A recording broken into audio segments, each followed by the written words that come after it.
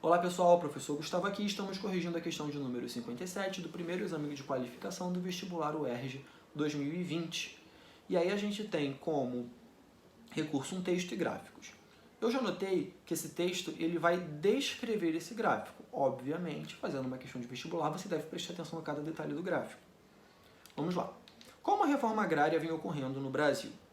O processo de reforma agrária, com contornos similares aos atuais, se iniciou em 1985, sob o governo de José Sarney.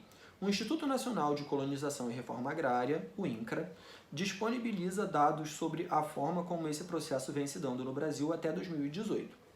No que diz respeito a desapropriações, a reforma agrária ocorreu de forma mais acentuada no primeiro governo do presidente Fernando Henrique Cardoso, de 1995 a 2003. Mas perdeu fôlego já na metade do seu segundo mandato. O governo Lula, 2004 a 2011, realizou muitos assentamentos, sem retomar, no entanto, as desapropriações. Então a gente nota um descompasso, né? Onde tanto o número de desapropriações quanto o número de assentamentos vai sendo reduzido. O Brasil ele é um país que tem uma história de concentração fundiária. Se a gente for parar para pensar, na época das capitanias hereditárias, o país inteiro foi dividido entre 12 pessoas. Depois vieram as Seis-Marias, que ainda assim eram grandes extensões de terra. A lei de terras, onde o acesso à terra ele só se dá mediante a compra, ou seja, só quem tem dinheiro para comprar.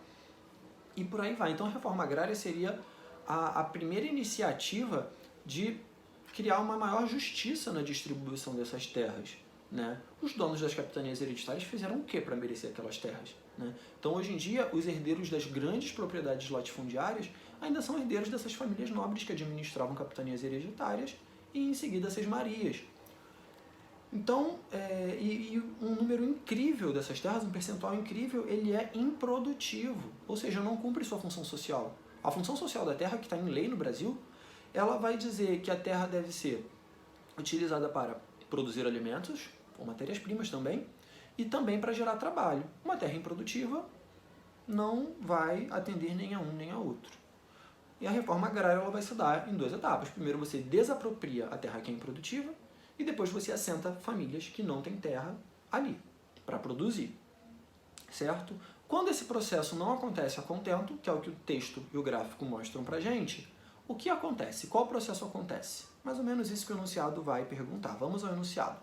As informações do texto e a comparação dos dados dos gráficos permitem reconhecer um processo socioespacial para o conjunto do campo brasileiro, cujo efeito é.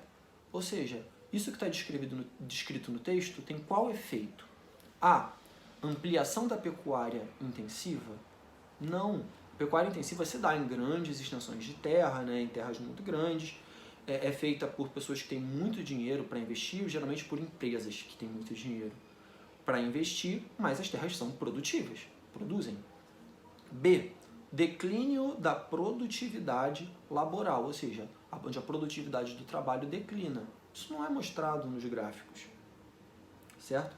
Manutenção da concentração fundiária, essa é a correta.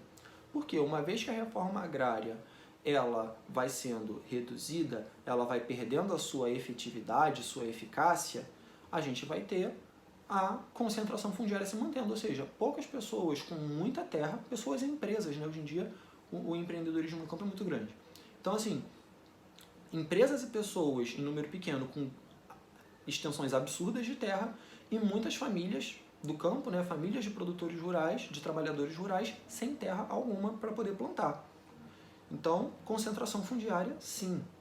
Né? Então, vamos só ver por que a D é incorreta. Redirecionamento da exportação primária. Terra improdutiva não exporta.